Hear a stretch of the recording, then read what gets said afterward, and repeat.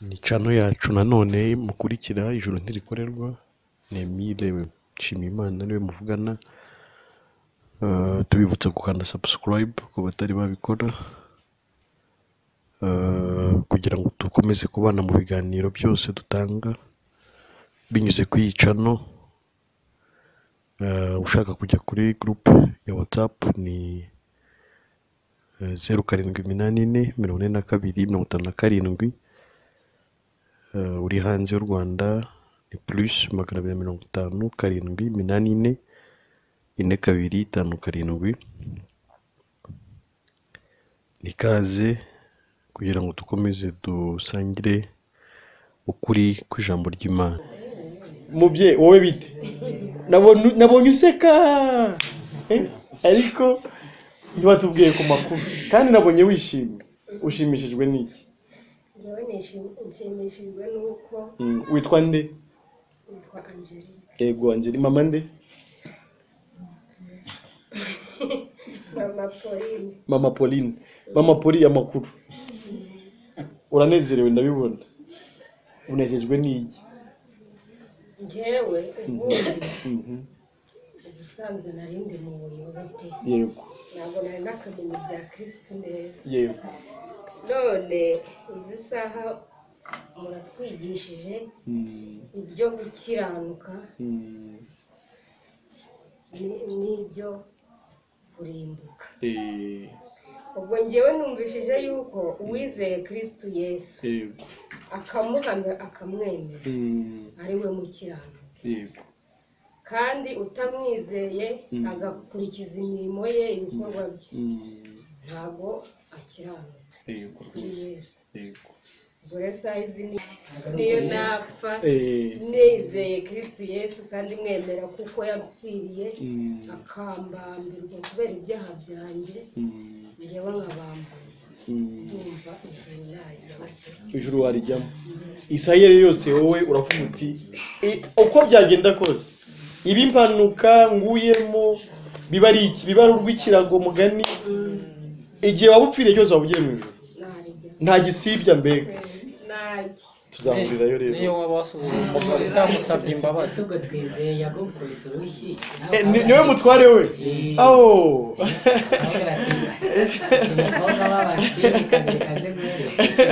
Papa Pauline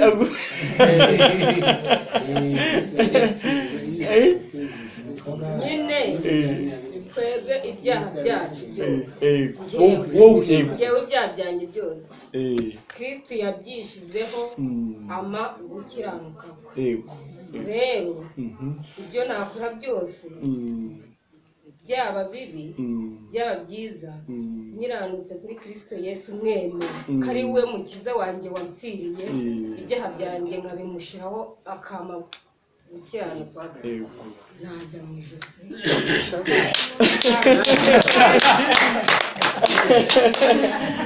Dore rero ibintu Yesu yavuze ngo abantu babiri bazaba baryamye ku gitanda, noneho ngo umwe agende undi asigare. None ndi kubibona hano.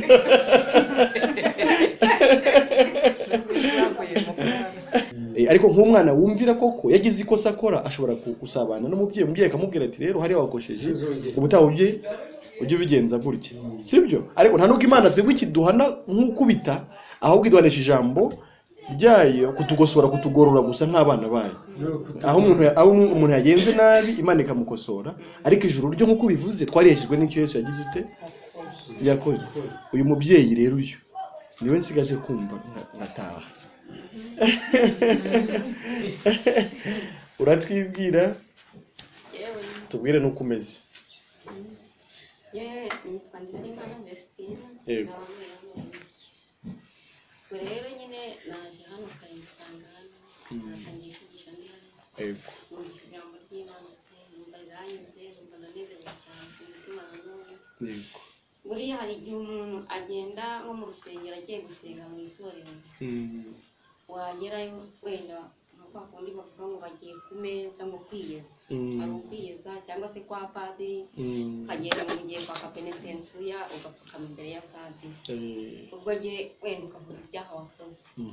Ariko ubu ngubu saa yingiyi namaze kumenya ko nta kugenda ngo upfukamire umwana w'umuntu mu bwiri byawe Yego. kuko igihe Yesu yari ari ku musaraba yitanze ku musaraba abambye ku musaraba amena amaraso n'igihe yayameneraga Yego rwose. icyo kintu cyanshengeye pe cyanshengeye wenda hari ukuntu hano umugana umuntu yajyaga avuga ati nimba wenda nari umuririmbyi wenda bakanja amande nintayatanga sinzaririmba ariko namaze kumenya ko Yesu ari we byose. Yego ari we byose. Nintajyana ubundi najyaga mvuga ati kiriya cyacu kirambangamiye ku mutima ninakijyana ejo barampagarika ahubwo niyo nagenda wenda bakavuga ati kiriya cyacu ntiwagitanze namenya yuko n'ukinyatse ari umunyabyaha. Yego. Rero ngiye muri njye nkaba nizeye yuko uko byagenda kose uko byamera kose Yesu yanyitangiye kumusakamira amaraso akabanga ku bwanjye niyo napfa ndi muri Yesu mwizeye nizeye ko ari we byose wabikoze. Ubwo ijuru urarifite noneho?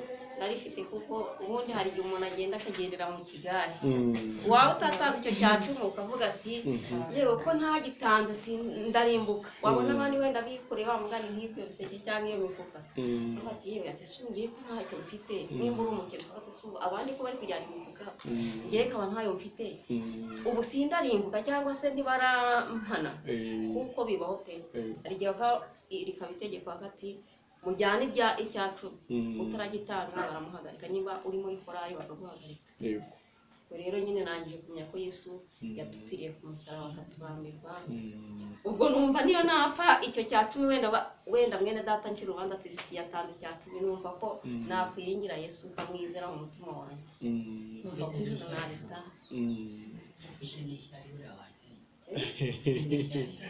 najyayo kuko nizeye arahari igihe yarahabwe ku musaraba bamubamba ku musaraba utameze ikizingo cyangwa bamutera imisumari ya maraso yamenekaga ni njyewe yamenekera. Yego. Ubwo rero n'ubundi ibyaha byanjye yarabyikoreye ngomba gupfa nizeye kuko uwampfiriye arahari. Reka numve Mama Claude hanyuma tusoreze hariya dutahe. Mama Claude nk'umuntu wadutumiye akanatwakira turagira ngo twumve uko ameze hanyuma twumve n'ikibazo tugisubize ubundi ni ukuri nanjye nabashimiye cyane. Yego. Hari utubazo twinshi twajyaga tugira buri muntu wese nyine turafite amadeni gutyo. Yego.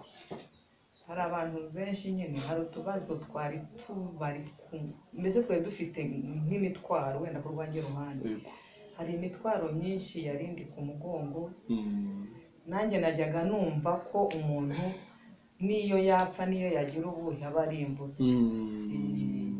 Ubwo mbese nanjye ariko maze gusobanukirwa ko ijuru ritakorerwa ahubwo ijuru twaribonye ubwo Kristo Yesu yajya ku musaraba turibona mbese ni impano si igihembo cy'imirimo twakoze.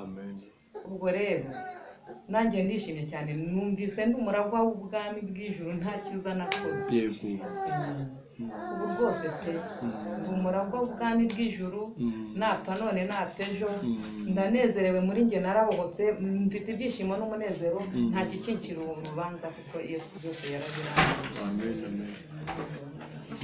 Urumva rero ugiye gusaza neza mubyeyi ni ukuri buriya bagasinzira nararyamaga nijoro numva impanda yabuze abandi bagenda kuvuga nkanararaga ariko ndaryama ngasinzira nta kikincira urubanza nakumva ngo nacumuye cyangwa se nakoze ibyaha ubwo nyine umusore yamvuyeho ndi amahoro ndi umunyabugingo nta cyabivanaho. ubu mbega izina rize rihinduka ubaye umunyabugingo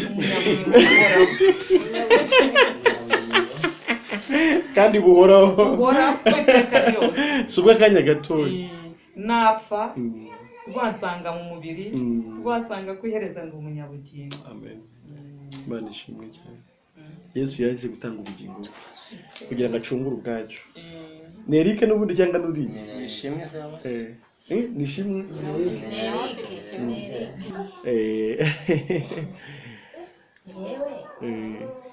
ibyo nari numvise nabisobanukiwe none nabyumvise tutagenda tumvisha ubuhamya bwawe right. namenye ko kwizera Yesu ari umwami n'umukiza ari byo bya mbere ko iteka n'iteka napfa ndi mu mubiri ahantu hose napfa ndi ariko nizeye Yesu ko nzaritaha ijuru ibyo ngibyo ntabyemera kuko bajyaga batubwira ngo mwere gucogora gukora neza kuko igihe nikigera muzahembwa ari mutagisani nkibaza se gukora neza aho ninseho umuganda wa korali perezida akandeba nabi n'Imana ntabwo ari kundeba nabi ese ubijuru twashidikanyaga mbese ibintu byinshi kubera ko urabona twe turandumwa depera ubundi haherutse kuza abantu b'abavugabutumwa ngo boherejwe n'Imana bakatubwira ngo icya cumi cyavuzaga amatwi kugeza ubwo umuntu umwe yageze aho agakuramo ishati akajya imbere ati njye ntabwo Imana ye kumbaraho ikosa akarira imbere y'iteraniro nanjye aho ndi nkumva rwose nababaye numva ndarize ku buryo navuga ngo nanjye Imana ubu ngubu rwose igiye kundimbura nibaza ngo icya cumi si ubu ibyo nariye ni byinshi ibyo nasaruye ni byinshi sintanga icya cumi ubuse njye nzakishyura nyikuye ubwo ngubwo nasobanukiwe ubujiji buvuyeho ubu ni ukwizera Yesu kaba umwami n'umukiza kwizera ko ririya kamba ry'amahwa yambaye ari njye yaziraga yikoreye ibyanjye ngomba gukiranuka yego rwose ubwo rero nta kibazo natashye rero ubwo rero nyine se noneho tumenye ko utashyura umukiranutsi ubwo noneho umukiranutsi bidasubirwaho yego papa ntazambwira ibintu ngo nanirwe kubikora oya ugomba kukumvira rwose ninakora ikosa numva nkeneye kumusaba imbabazi nzazimusaba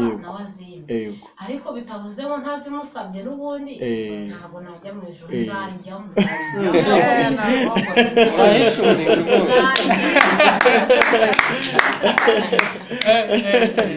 Nishi ntabwo wakumva uburyo nezerewe ku bwawe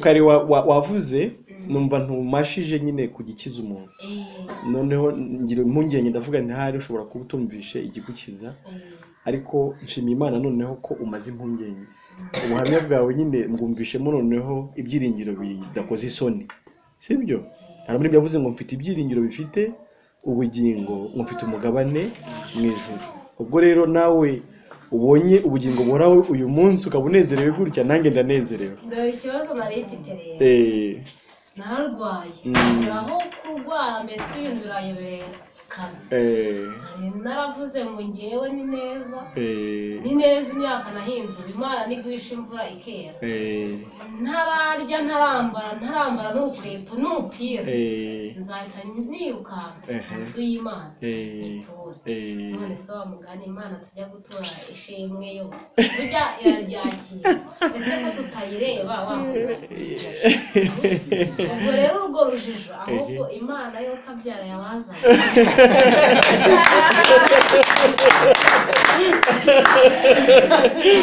Nishi yakubyaye Imana yo kabyara yanakubyaye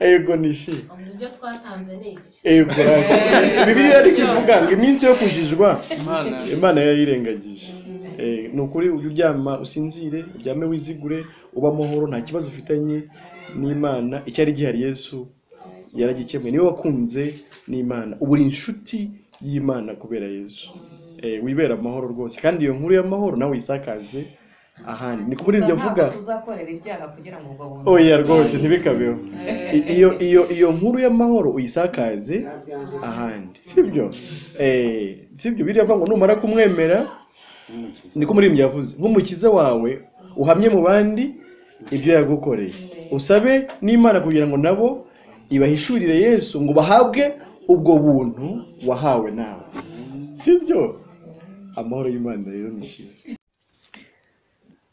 wakoze gukurikira ibiganiro byacu tukwibutsa ko ibi biganiro bikomeza tugusaba niba utarabikora kugira ngo ukande subscribe kugira ngo ntihagire ikiganiro na kimwe cyazajya kigucika, ariko kandi tugusaba no gusangiza abandi iyi channel kugira ngo ubutumwa bwiza wumvishe bugere no ku bandi, kuko niko ijambo ry'Imana ritubwira ko nk'uko twaherewe ubusa natwe dutangira ubundi.